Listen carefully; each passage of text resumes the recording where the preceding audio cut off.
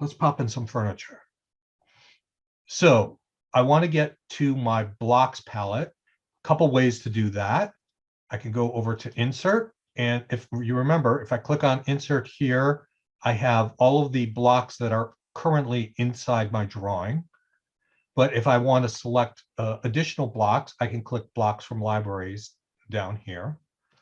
Or I can type the letter I for insert, and my blocks palette will appear. In my case, my blocks palette is docked here, but I can undock it, and yours may appear over here.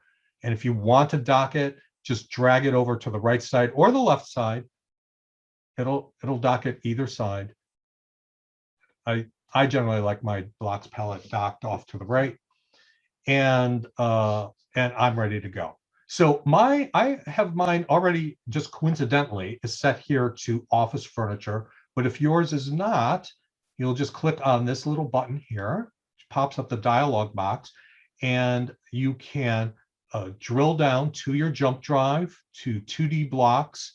And in this case, under furniture, and then miscellaneous, and there is office furniture right here. I'll click open, and my office furniture plops in.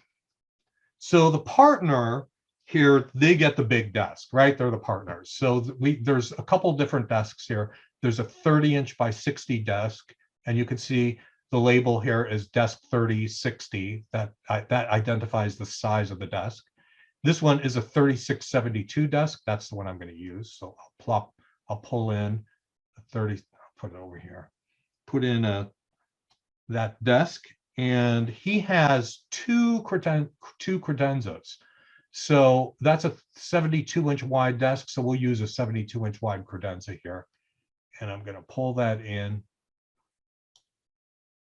Put that in. And there's another one. I could copy this one, but and it's rotated. So there's two credenzas sort of on the corner. Whoever the designer is put that there, so that's fine. So I've got my credenza here, but I am going to want to rotate it.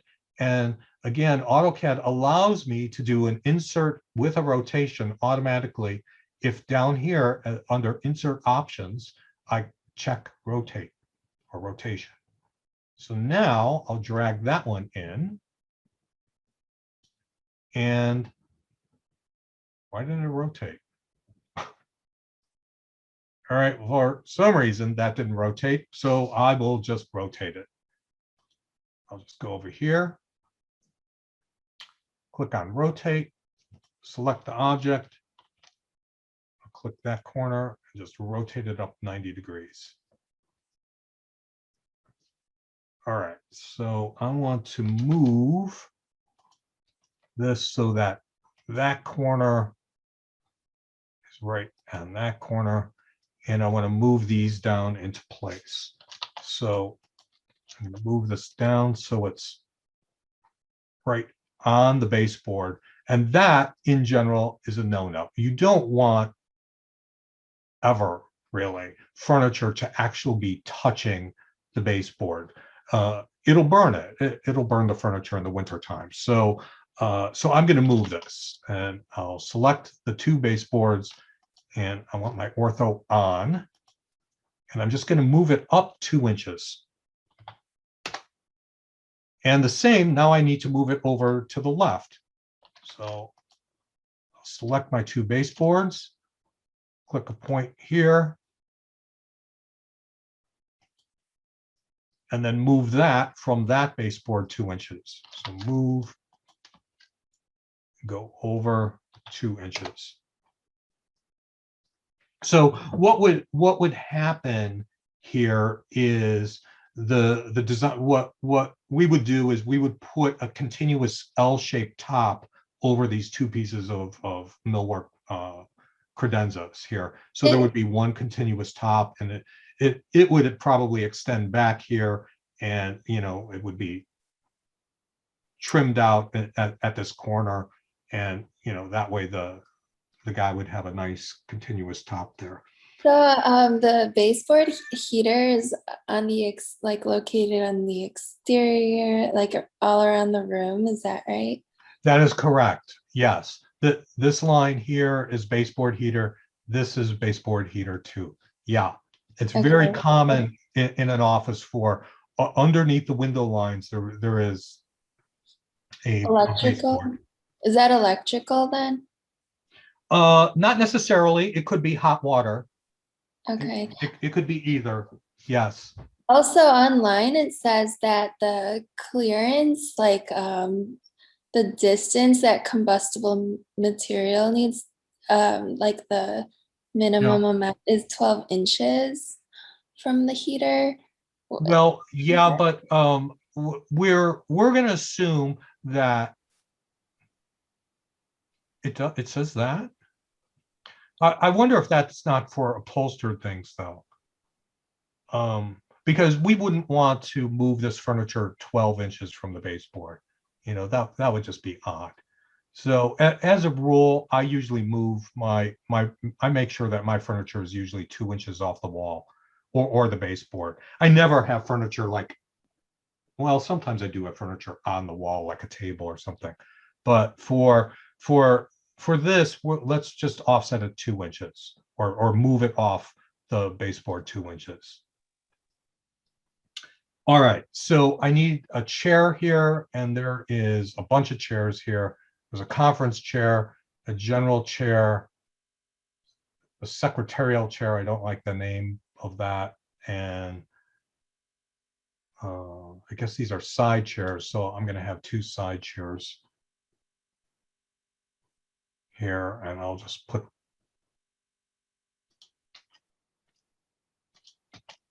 that in and move it up.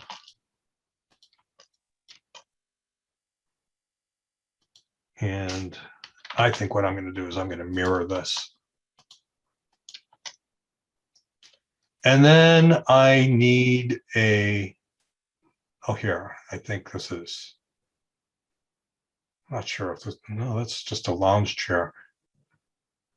Oh, here, executive chair. Put that in, and somebody's calling me. And I'm going to rotate that. I'm going to move it right so it's at the center of the desk. I'll move the desk or move the chair back. And because I'm going to have the same arrangement over here, what I think I'm going to do is I'm going to, well, no, I think I'll rotate these now. So I'm just going to rotate these some. I want to turn off my ortho. Some distance here.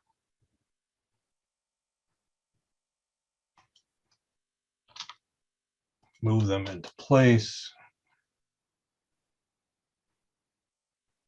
And you'll notice I'm kind of eyeballing this. I'm not being really precise about this. I want to make sure that I have enough space here so that the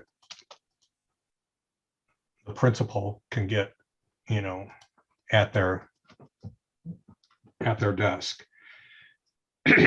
And what else? I have a little love seat over here. And I'll rotate that.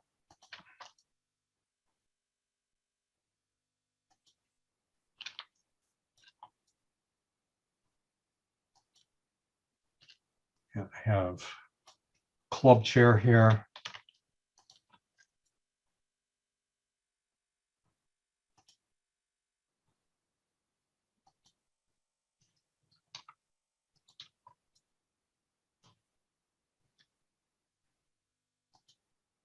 And let's see, and there's a little 15-inch corner table here, a little drum table.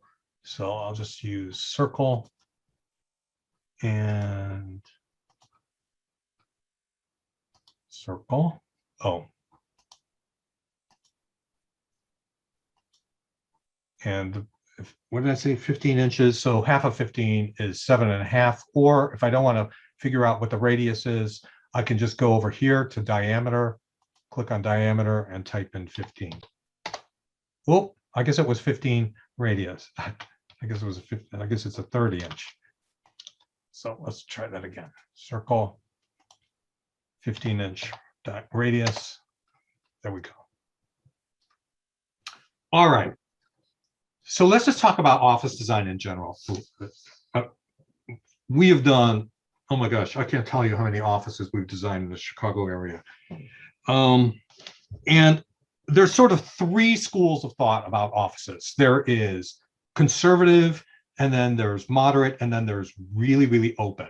And the really open are more of the .com type firms where they just have, it's just one big open space, right? And there's tables and sofas and all kinds of stuff in the middle of the space, and people just kind of group together and they work in a very informal way.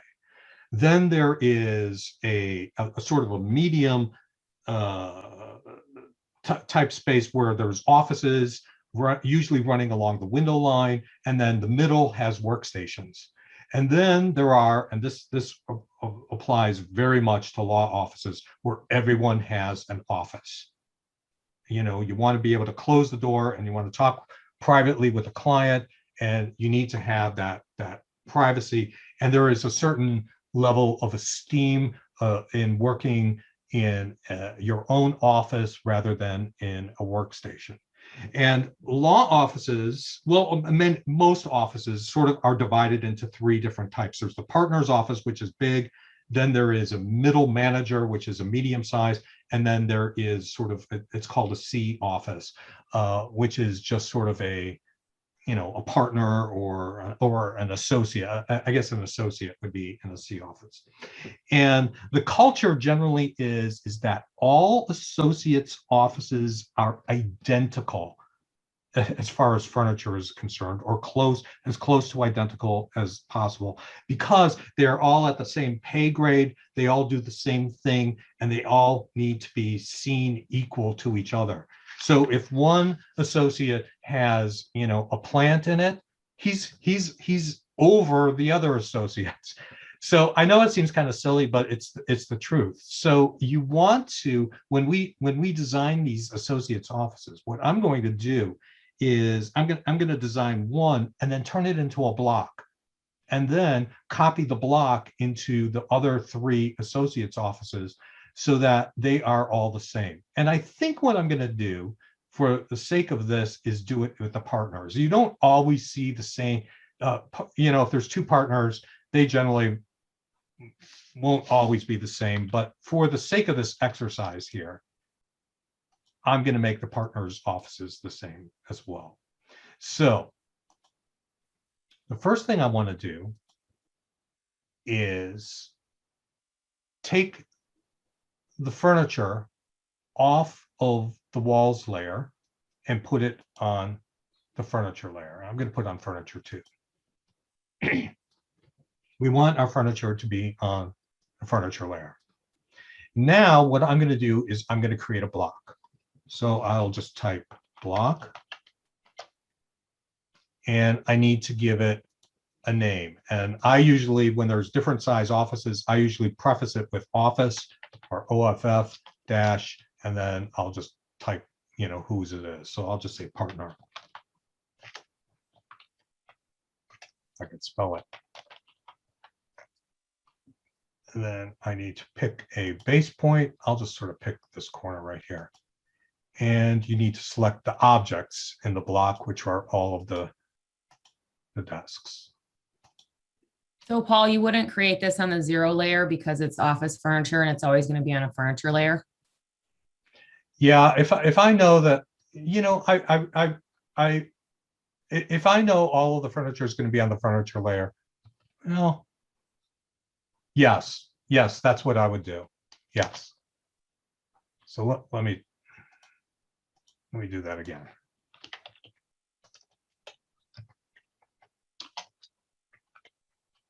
So you wouldn't do it on the 0 layer because they're already, the lines are already into blocks. That is correct. Each one of those blocks is already was drawn on the 0 layer. And I know that because when I changed it to the furniture layer, they all turned cyan. So now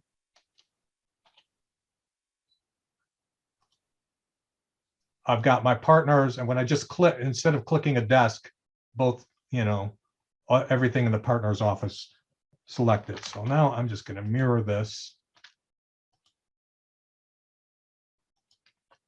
And I forgot a plant in here, but you would show a plant in there.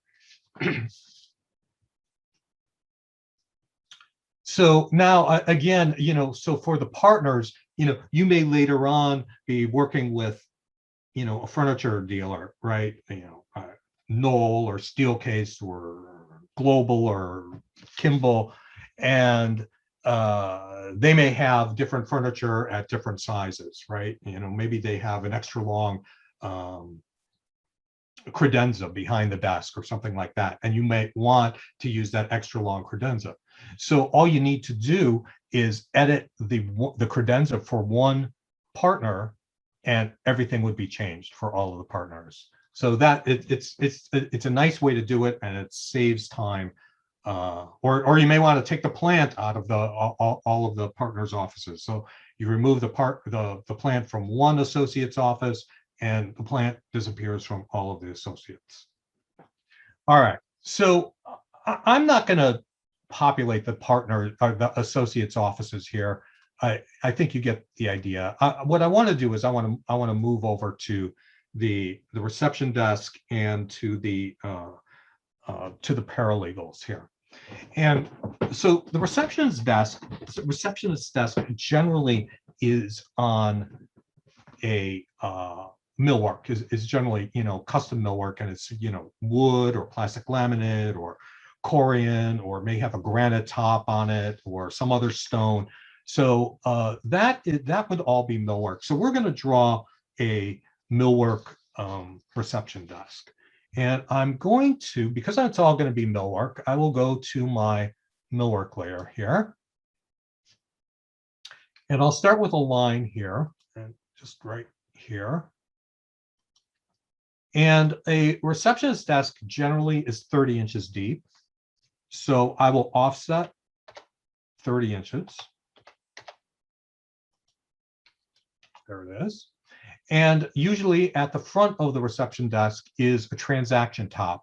And you may know what that is. It's just a higher piece. It's usually 12 inches deep. And it's a place where, you can sort of rest your arms as you're talking to the receptionist, or you can sign in or give somebody something, or just, a mail person will put the mail there sometimes.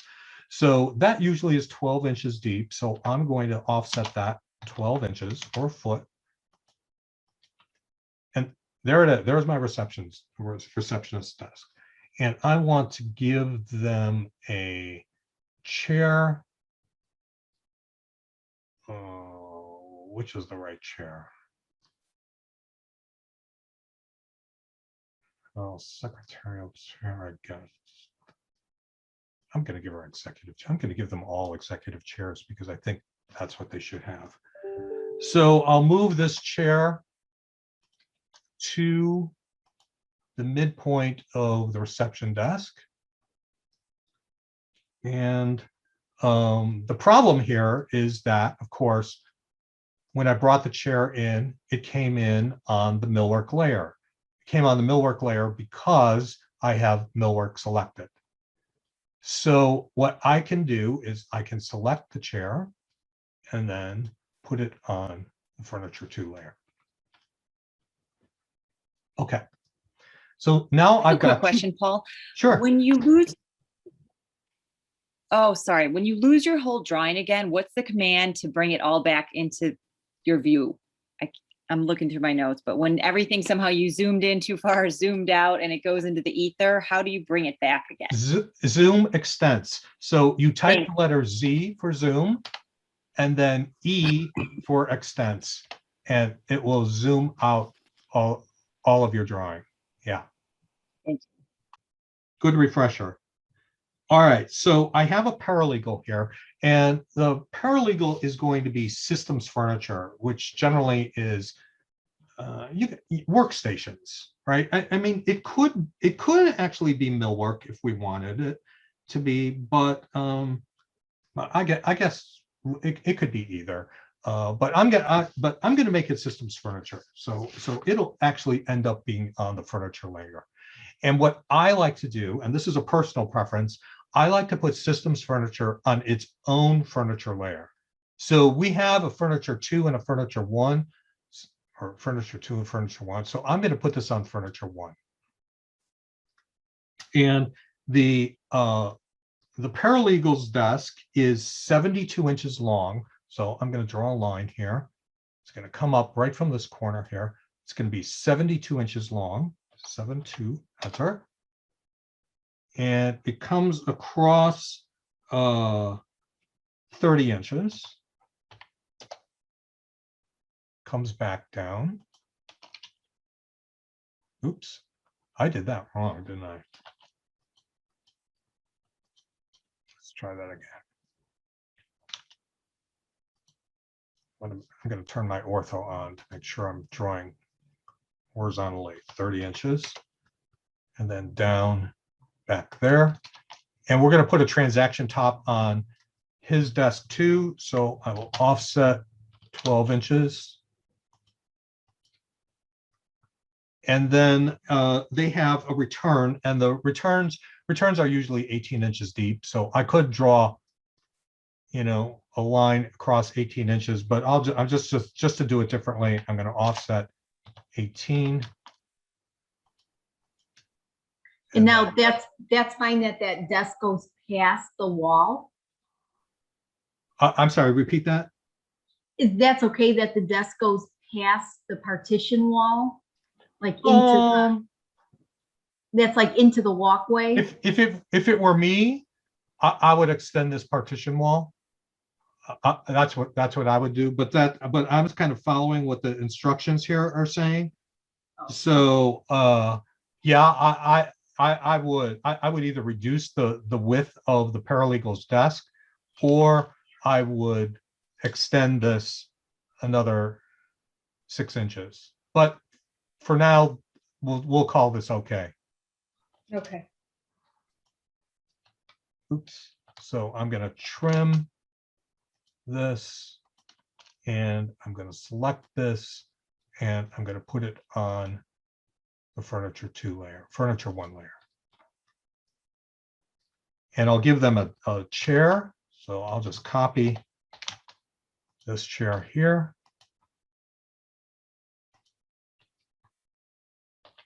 Rotate it.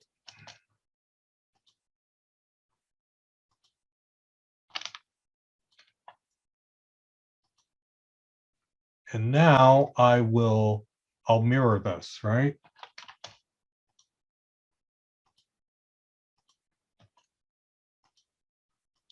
Put it on that side. So there's 2 paralegals. This paralegal probably handles these 2 associates and this partner. This paralegal, he probably handles these 2 associates and this partner here. All right, what else have I got? I have a mailroom. So that mailroom, we've got a counter that runs almost the full distance. It runs 13.5 feet over, and it's 25 feet deep. So I'll go to my, well, let's do it with offset. So I'll offset 25 inches. And I'll offset 13 feet 6 inches. And then I'll fillet that. And then change it to millwork.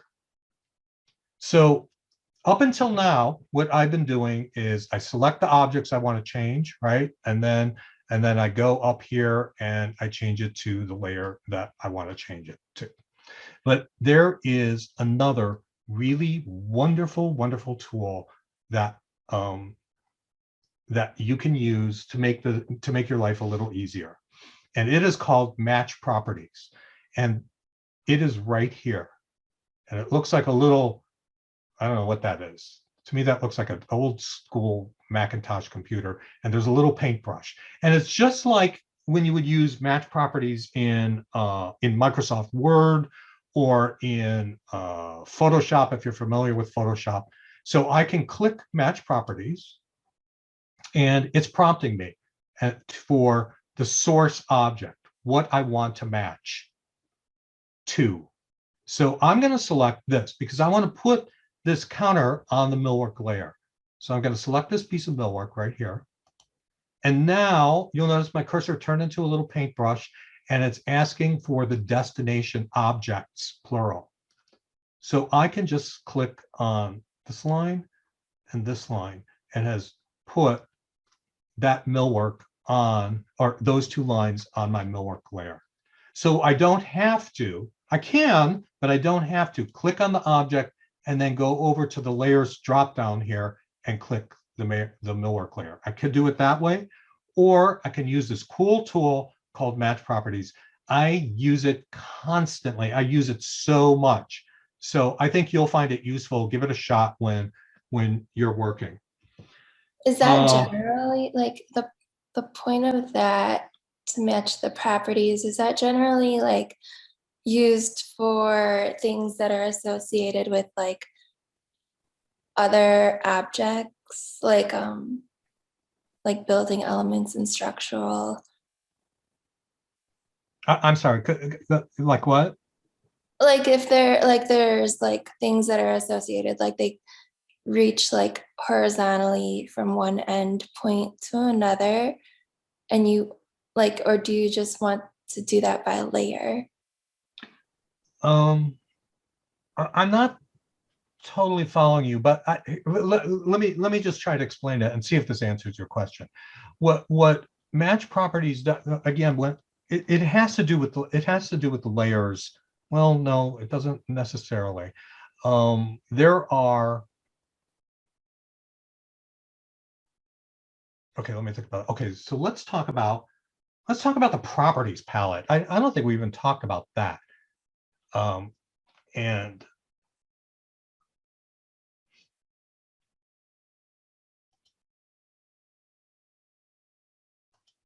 I can find it.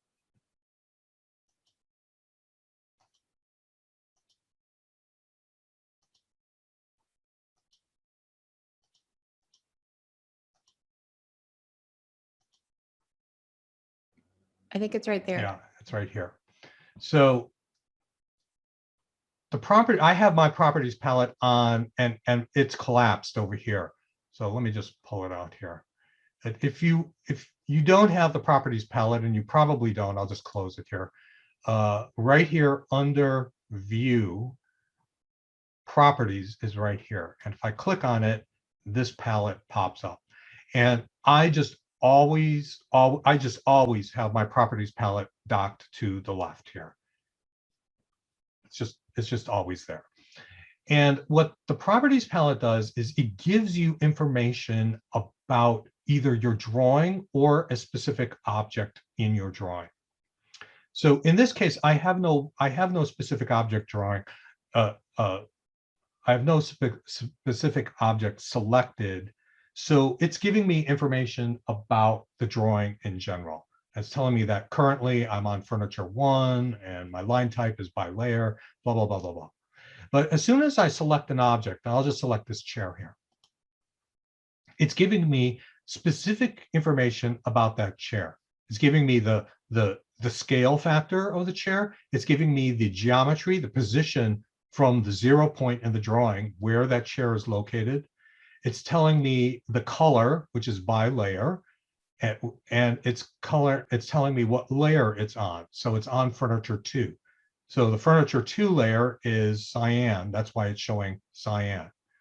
So what I can do is I can manipulate objects with the properties palette. I can change the scale of that chair. Let's just say, just for the sake of argument here, I want to change it to 0.75. Oh wait, I didn't change it. 0.75.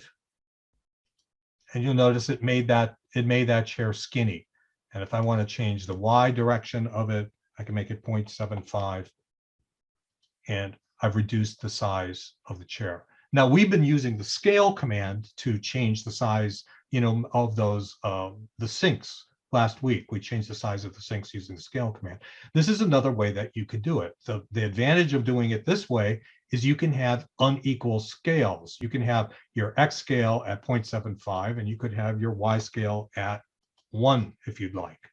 So, so you have some deeper control here of how you want to control the size of your object.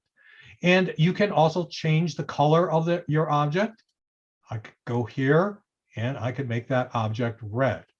Well, it's not changing it to red because the object itself is what it's doing is it's changing the color of it on the layer. So that's really a bad example. I shouldn't show you that. But I could change the layer of the object. I could put it on furniture 1 here or on the millwork layer. So, but I'm going to leave it on furniture 2. So I can change a lot of information about an object through the properties palette. Now, the match properties button here will match whatever the properties of that object that I've selected to whatever object I select. So if I click on match properties and I'm going to select this line here, I can change this chair to, I can put it on the millwork layer, or I can put this dimension on the millwork layer if I want. I can take the walls and put them on the millwork layer. So I can change any object in my document. I don't want to do that, so I'm undoing it. I can change objects on my document to whatever whatever I want. Normally, what we want to do when we're matching properties is we want to match layers. We want to change the layer. I'm going to collapse this properties palette here. So what I'm doing over here, the millwork over here, when I used match properties, what I did was I changed the layer of this object to the millwork layer. So it was on the walls layer, and I changed it to the millwork layer. I don't know who asked that question, but I hope that kind of at least hopefully answered your question. Did it? All right. Yeah, Well, okay. if not, why don't you hang back after the class and we can talk about it in a little more detail. So let's see what else. I've got a refrigerator that I need to put in. So where is the refrigerator? I think refrigerator is in kitchen here. Well, there's a refrigerator, but it's the elevation of a refrigerator. Sinks.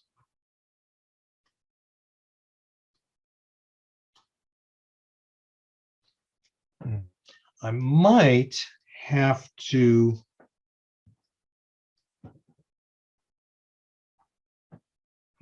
go to the design center.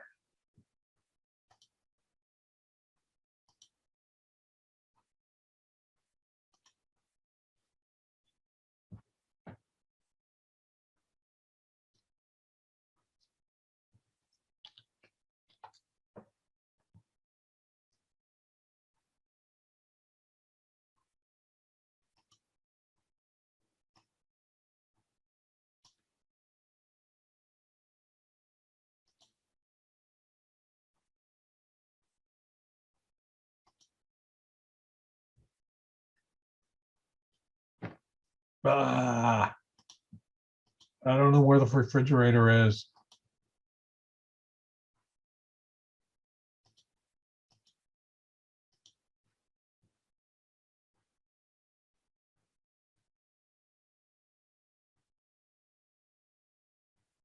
Well, let's go to the design center. So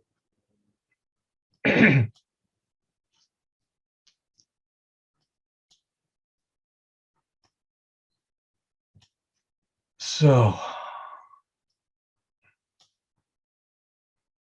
going into blocks here. Well, no, let's say I'm in house designer. let's see what kitchens has it. Kitchens, blocks. There's a refrigerator. Ooh, thank goodness. All right, so so I access the design center up here. So I'm in the view tab on my ribbon, and then over here, right here is the design center, and I click in there. I just turned it off. Turn it on again, and hopefully, because we've used it at least once, it's there. But if you can't find it, you got to go Windows,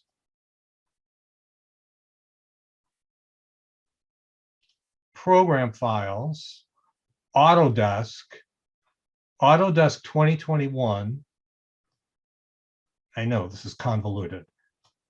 Sample, ENUS, and then Design Center. And then I'm looking in kitchens and then blocks. And here is my refrigerator. So let me just drag that into my document. And I'm going to close this.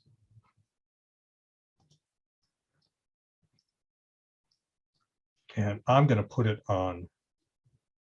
I'll see there should be an appliance layer here, but let's find what's an appropriate layer.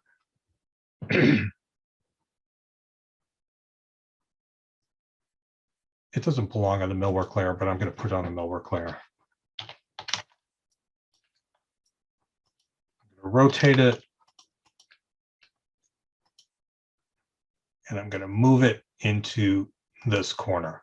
Now, of course, we don't want that refrigerator exactly in that corner. We need to move it off about 1 inch in both directions. So I'm going to move it down, straight down. I've got ortho on 1 inch. And then I'm going to move it over straight across 1 inch. And then I have some millwork, and let's just see how big that millwork is going to be. Let me draw a line here.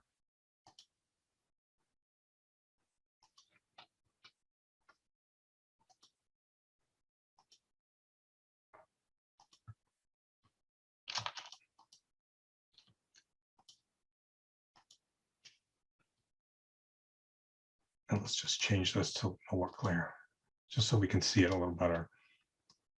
And I'm going to offset 25 inches.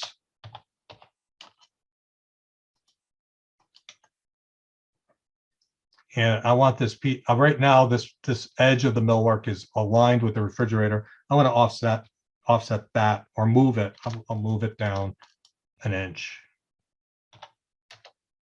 And let's say we're going to have 36-inch cabinets. So let's just offset 36. See how many we can get in there. 1, 2. That's a little close. Let's do 30-inch cabinets. Offset 30.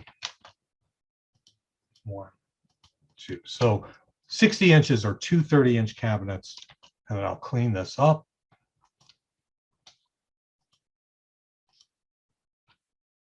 Erase that. I'll match properties, put that on the millwork layer. So this sink, this cabinet here is 25 inches wide by 60 inches up and down. 60 inches long. And then you'll put a sink in there. I'm not gonna do the sink. We've already here's one right here, 24-inch sink. So I'll just pull that in and I'll rotate it.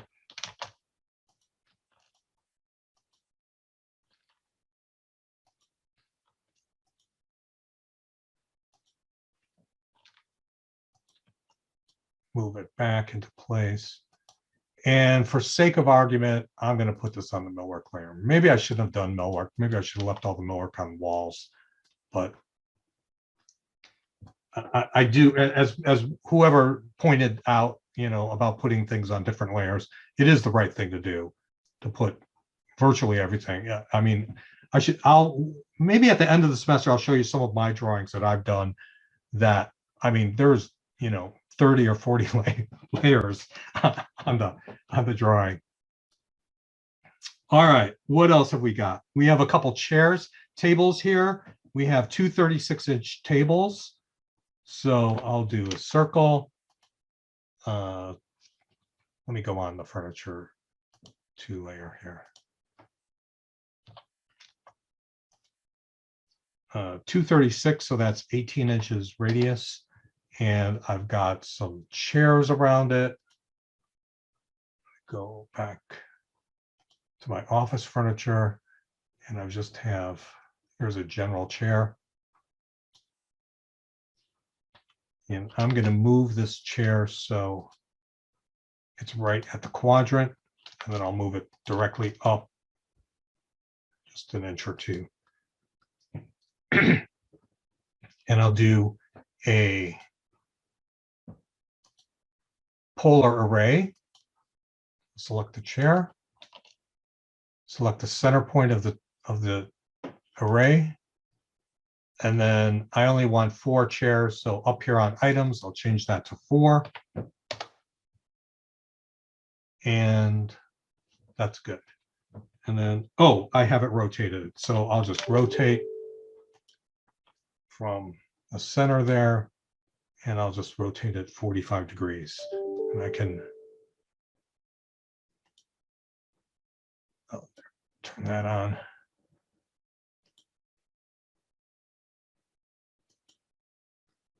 And I copy it.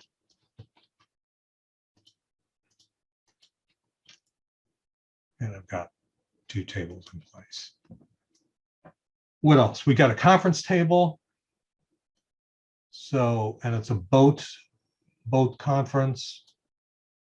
So this is called that. I don't know if you know this or not, but if you know, then fine. But this is called this shape of a conference table is called a boat conference table. So if ever you're, if you're talking to a furniture dealer and say, I'm looking for boat conference tables, they will know exactly what shape you want. It's sort of arched or arched on both sides. And I guess it kind of looks like a rowboat with the front of it kind of chopped off. And I have conference chairs here. So I'm going to put 1 conference chair right at the midpoint of that, and I will move it up a little bit. And then I will copy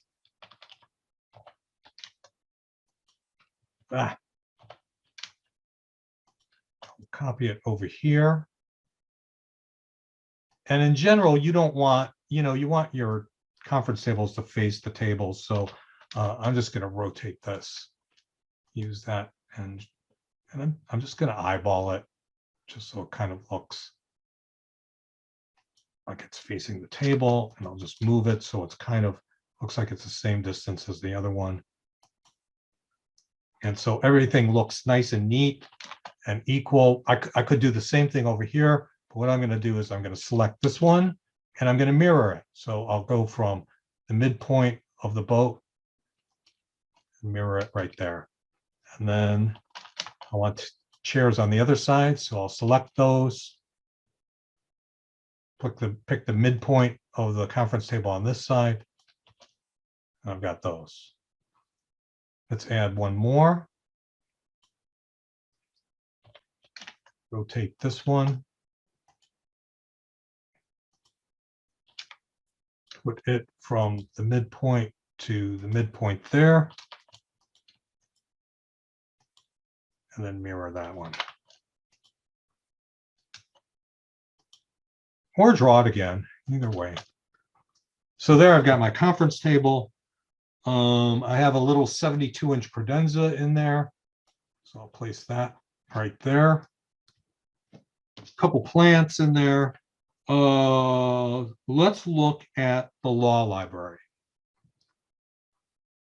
So I've got a table there, and that looks like probably a 30 by 60 table. So I've got a desk here that's 30 by 60. So I'm just going to plop in a table, and I'll move that deftly into place there. And now I have some bookcases. Now, bookcase generally is 12 inches by 36 inches. That's generally what a bookcase is. But in our case, we're going to do, our bookcases are going to be a little heavier because these are going to be carrying law books. And law books are really, really, really heavy. And when you've got floor to ceiling bookcases or floor to 7 feet high bookcases, that's a lot of weight. And that bookcase, you don't want to break down and tumble down. So I'm going to create a block. So the first thing I'll do is I'll go to my layer 0. So I'm drawing on layer 0. And I'm going to draw some lines here. And I'm going to go down 12 inches. And I'm going to go across 36 inches. And I may as well finish it 12 inches up and then close it. And we're going to put, and normally, you know, you could just write bookcase or just I identify it as a bookcase, but because these are law library bookcases, we want some heavy sides and back to it. So I'm going to offset 3/4 of an inch. So I could do 0.75 or 3/4, enter, that's 3/4 of an inch. And I'm going to go in 3/4 of an inch this way and this way. And because I need that depth for the law books, I'm going to go out for the back of the bookcase. And I'll just clean this up.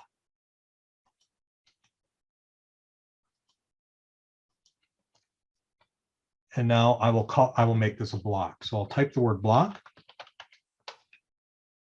And I'll call this a bookcase. I'll select an insertion point. I'll just choose this point back here. And I'll select the objects. I'll select all of those. And by the way, they are on layer 0, so that's good. And I'll just hit enter and OK. And now let's put this bookcase on the furniture layer. So I'll go to match properties. I'll select that, put that on the furniture layer. We're good. So in the corner, I have 2 bookcases that are sort of bumped up next to each other. So I'll copy.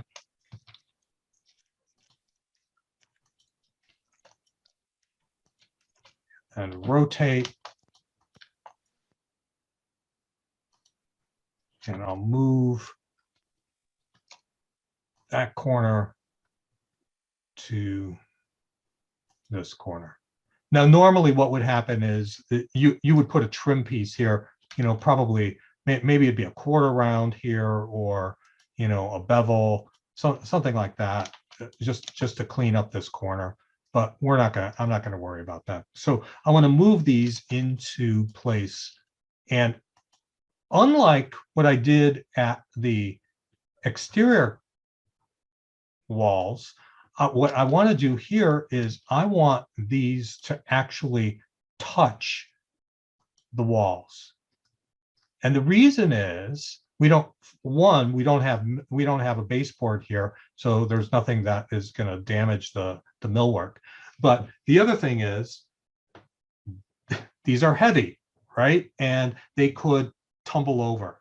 So what we will do when we're doing the millwork shop drawings and when we're actually designing these is we will make sure that these are tied back to the wall, that they're actually attached to the walls so that they don't fall over. So we do want those to actually touch the wall. And then I'm just going to copy the bookcases. Got one there. I'll just put in as many as I can. I guess 2 there, and copy this one. And so I guess I'll have 3 there. And then, oh, it looks like I have some three on the other side. So I could mirror this on the other side and, you know, get those on the other side, on the other wall there too.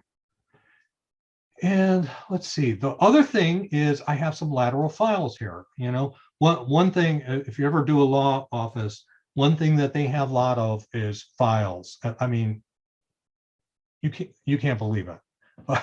So what I'm going to do is I'm going to use this lat file 3 here, and I'm just going to pull that in. There's a lateral file. And the first thing I'll do is I will match properties and put it on my furniture layer. And then I will move this lateral file into place.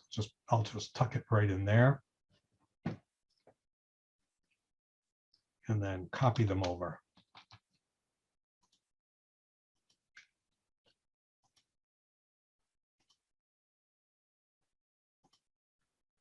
Just fill this up.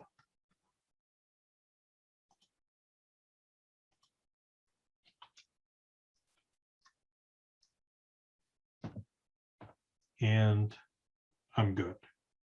So there's a couple other things that, you know, obviously I haven't filled this in. There's a copy machine over here. I've got some plants here and there, but, you know, I just wanted to give you the gist of getting this furniture in place. All right.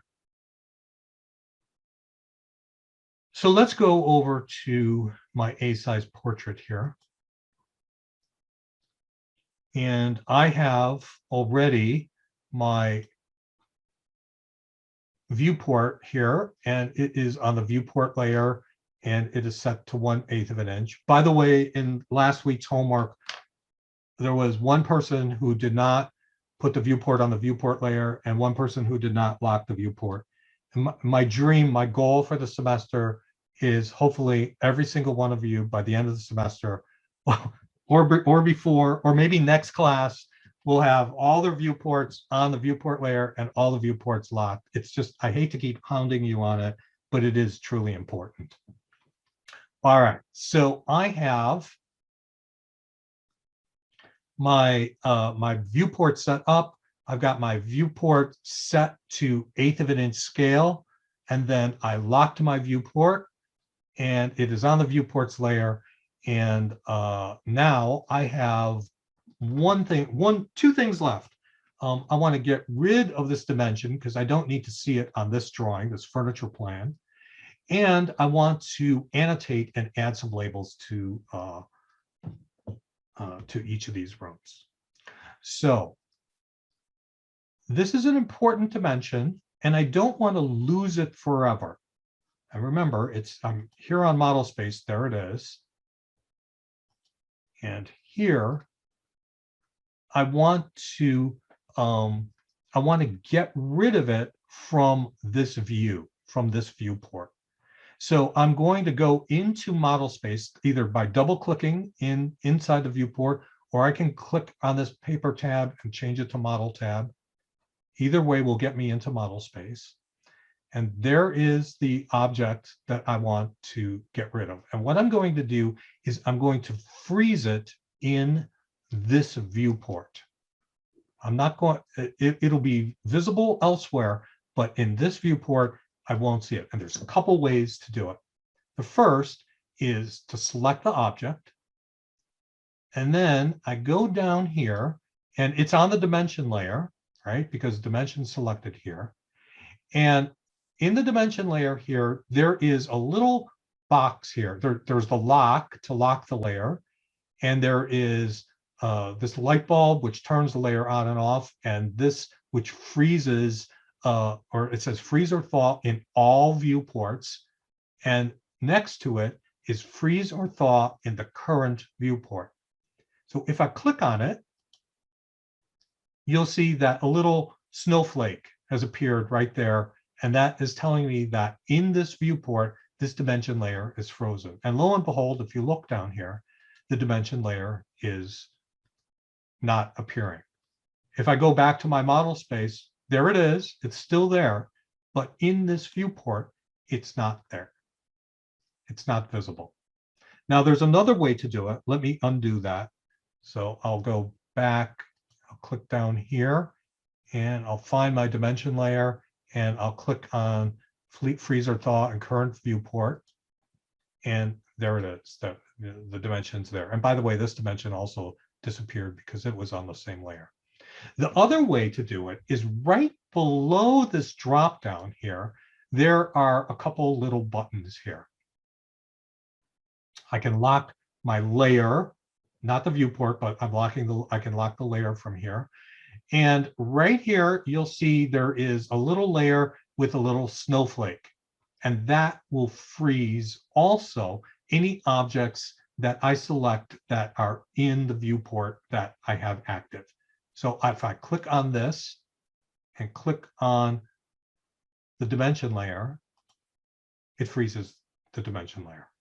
It's still, oh, I'm still in the command. So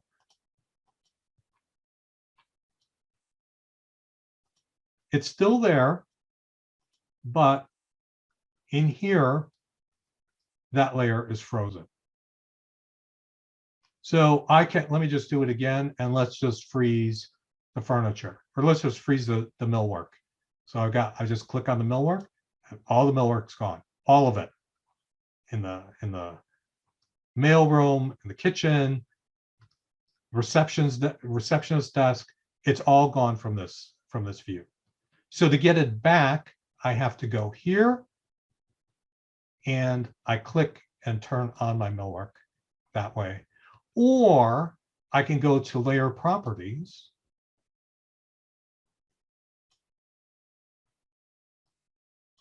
Oops, oh crap. Somehow I docked my layer properties.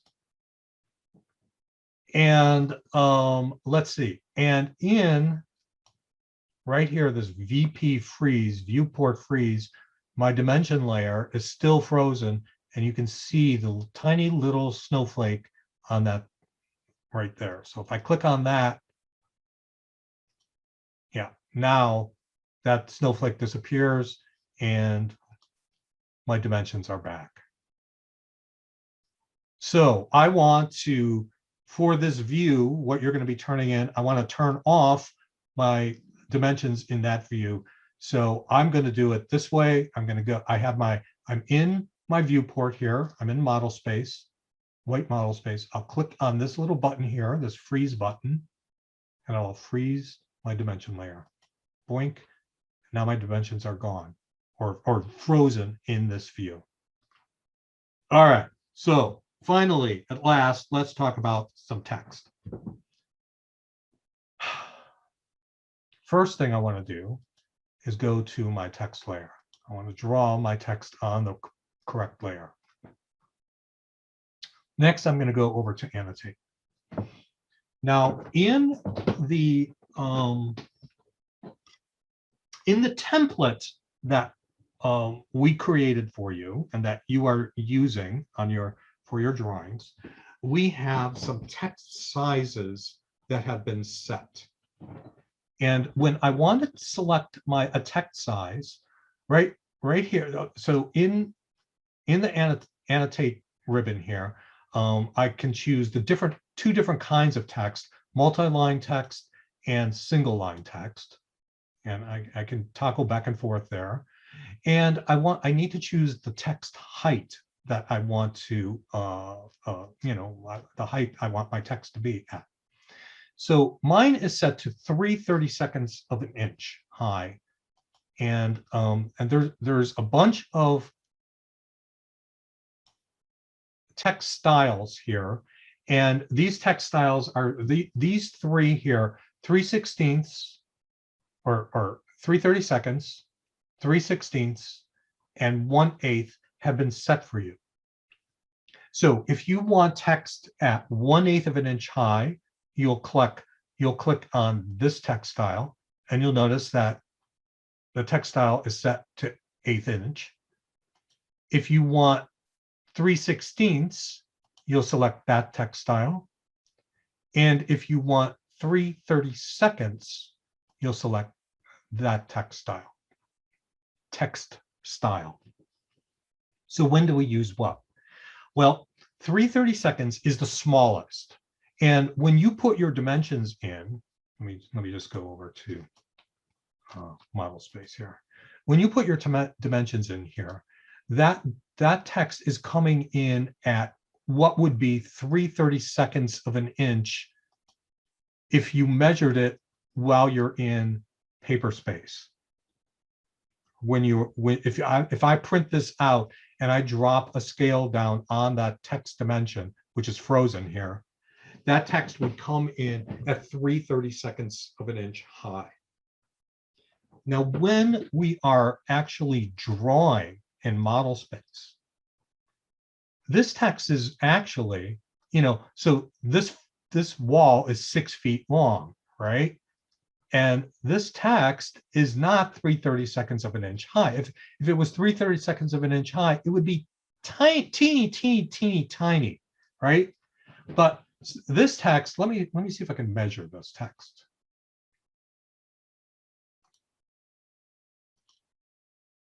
If I measure this, it's about 9 inches high. It's not quite, because my starting point is that, but this text is in model space, it's 9 inches high. I'm drawing text that's 9 inches high. Think about like the room that you're sitting in, right? And if you were looking down at this room at that you were going to draw this room, the text from, the chair that you're sitting at to the wall behind you would be, would fill up. It would be really big. It wouldn't be 3/32, which is the size of the text that's on a sheet of paper. It would be really big. So what AutoCAD does is it calculates this height. Like I said, that this text was 9 inches high. It calculates this height for us if we are putting the text in paper space like this.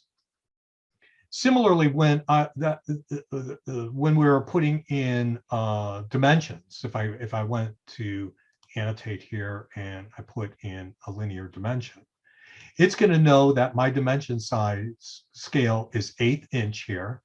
And if I draw a dimension in here, it's going to draw that dimension so that it's appropriate at 1/8 inch scale. Let me unlock. I'm unlocking my viewport and I'm changing the scale of my drawing to 1/4 inch. Now, if I draw my text, it's coming in a lot smaller because the viewport size has changed. I don't want to do that, so I'm just going to undo all this. So when we are inserting text, we need to make sure that our text size is right. So 3/32 for if I is the same as dimensions, and it would be the same dimension for notes. If I were writing, all doors are door frames are 2 inches and blah blah blah. If I have a whole bunch of notes or call outs, those would be at 3/32 of an inch.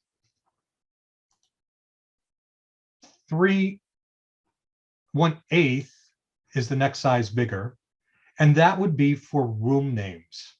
So we're going to draw our room names at 1/8 of an inch scale. And if I had a drawing title here, like first floor plan, I would draw that at the biggest scale, which would be 3/16 of an inch. So we want to make sure that we are using the right text style. And in this case, I'm using the 1/8 inch text style, which it tells AutoCAD to draw this text at 1/8 of an inch.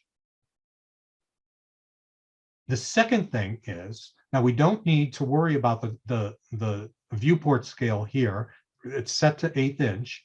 But what I need to do is I need to go to model space, and I need to set this scale at model space to the same scale that I'm using in paper space.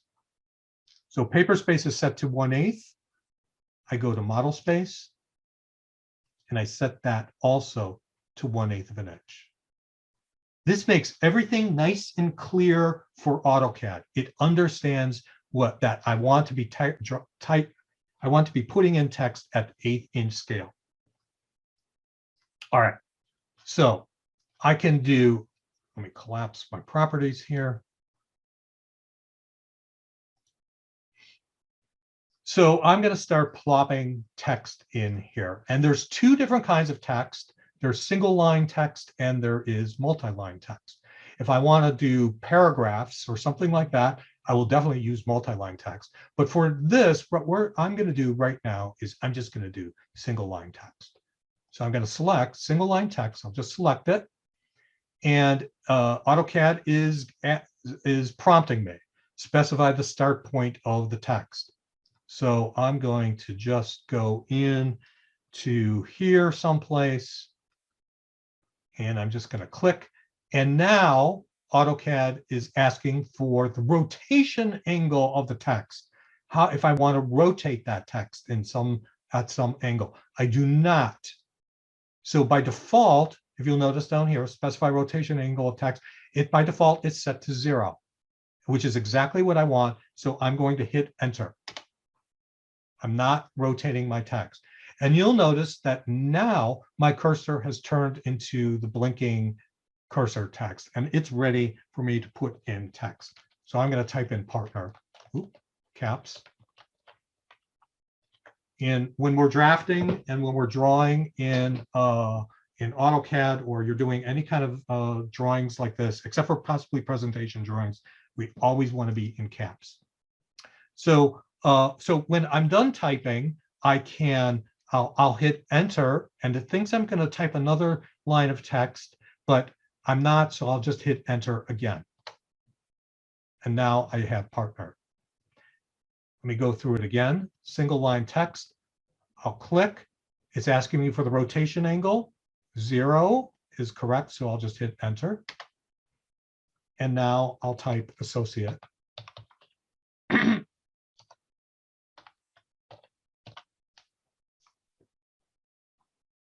And now I can hit enter, or I can sort of click someplace else. I could click over here. And as soon as I click over here, you'll notice that it's blinking. It thinks I want to add more text, which I do. I'm going to put in reception.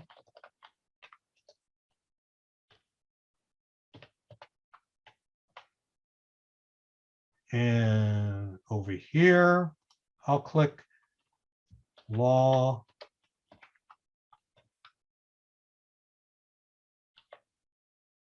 And by the way, these are two separate pieces of text, and I'll talk about that later. So when I'm done, I'll just hit my enter key again, and then again. And I am done. If I hit escape, all of this text will disappear, and I'll have to start again. So now I can manipulate this text if I want. I can copy it.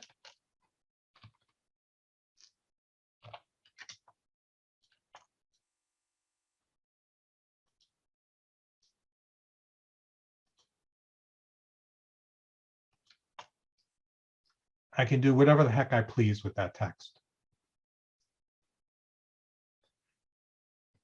Now I can, and I'm not going to get too much into it, but I can change the justification of this text if I go over to properties here. Here, wait, this works better with multi-line text. So let me erase law library here. Paul, how do you, like, if you didn't want partner to be on that desk, how would you move that? I'm sorry, I didn't hear you. How do you move the text? Like, see how partner is lying right over the table? Oh, if I want to move the text, I just use the move tool. And just like I would with a block or anything else. And, you know, I can move it wherever I want. Is that what you were asking? Yes. All right. So I want to quickly show you multi-line text. So again, I'll go to the annotate, and I'm on single line. I'm going to go to multi-line text. So with multi-line text, multi-line asks for, what we need to do is we need to create a text box that the text will fit. And it's asking for the first corner. So I usually pick upper left to lower right. I'll click here and I'll come down to here. And now I can type law library. And then when I'm done typing, I can click up here, close the text editor. And you can do that also with a single line text. That's another way. So now, though, when I want to move or manipulate the law library, now both pieces of text move at the same time. Before, what I did was, I shouldn't have erased that multi-line text. Let me just, or sorry, single line text. I'll click here, law library.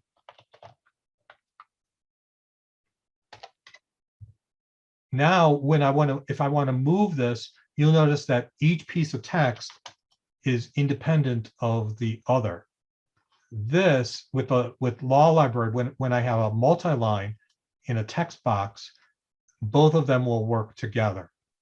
And you'll notice also that when I select the text, I have a couple grips here. And this grip here off to the right changes the width of the text box. So if I pull this text box all the way out, that law library will be on one line.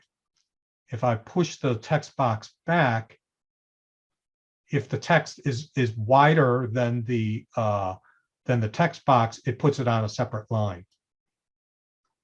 So that allows me, I like using text boxes when I have multi-line text. As a rule, I tend to use multi-line text a lot more than single line text. But let me show you one more thing. With I'm selecting this multi-line text, let me go over to properties. And it's on my text layer, so I could change the layer. Here is the contents of the text. So I could change this to, if I want, I think, oh, there, it goes over there to change it. I can change the style of this text. So I could change it to 3/16 or 3/32. And you'll notice it's changing the size of the text. I want to leave it at 1/8 inch. And I can change the justification. This little grip right here shows me the insertion point of this piece of text, which in this case is the upper left-hand corner of the text box. And right here, the justification is top left, so top left corner. So let me lock this open so it stays open for now. But I can change it. And there's a whole bunch. I could top center, top right, middle center, or middle left, middle center, bottom left, bottom center. So you can change the justification of how you want to see that text right here in the properties palette. So if I want middle center or top center, there is my label centered, if I want to do that. Don't have to, but it's there for you if you wish to. And there are times that I change the justification of my text all the time. So it's pretty common. Let me collapse this back. So there, in a nutshell, is text. So let me review the essentials. 1, be on the text layer. 2, go over to your paper space and check the scale of your viewport. In this case, it is 1/8 inch. 3, go over to model space and verify, make sure that the scale here matches. In this case, 1/8 inch. So the viewport, if this viewport was 1/4 inch, I would want to make sure that that's 1/4 inch. This is good practice techniques.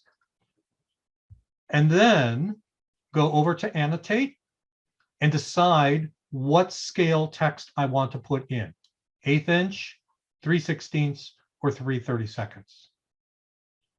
These are the text styles that I would like you to use this semester. Don't use standard, do not do attributes, do not do annotative, okay? I don't want anyone to get screwed up. We're going to use these 3 styles. So I'll just show you, and this is, okay, so now we're off the requirements of the class, but I just want to show you just for the heck of it. There is a command called style.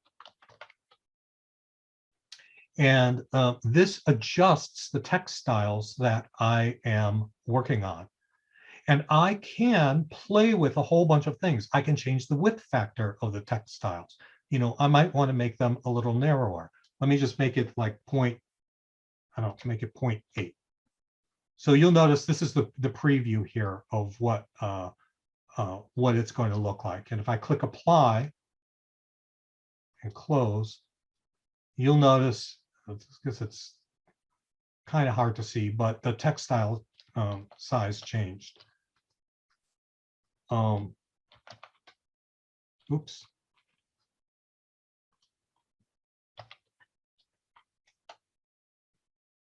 I can also change the font if I want. I don't want you to change the font. Please leave the font at Century Gothic. That is the school standard. That's the font that I want you to use for all of your text and all of your dimensioning. But I just wanted to show you that there is, and I think probably in the later on in the CAD 2 class, we will be playing a lot more. Well, I don't know a lot more, but I feel that we'll probably be playing with that in the CAD 2 class. But I just wanted to let you know that it's there and why we want to be very careful to choose the correct text style, because it affects, you know, and sometimes I have 4 or 5 or 6 different text styles on my documents for different purposes. So your task for next week or Thursday is to put in the walls, put in the doors, put them all in the walls layer, please. Even though we did talk about different layers for different objects in your document, please for now just put them all in the walls layer. Plop in furniture, plop in millwork, and put in text. Then make sure that you have, your paper spaces should be already all set, but make sure that your title block is filled out in. And upload your DWG file.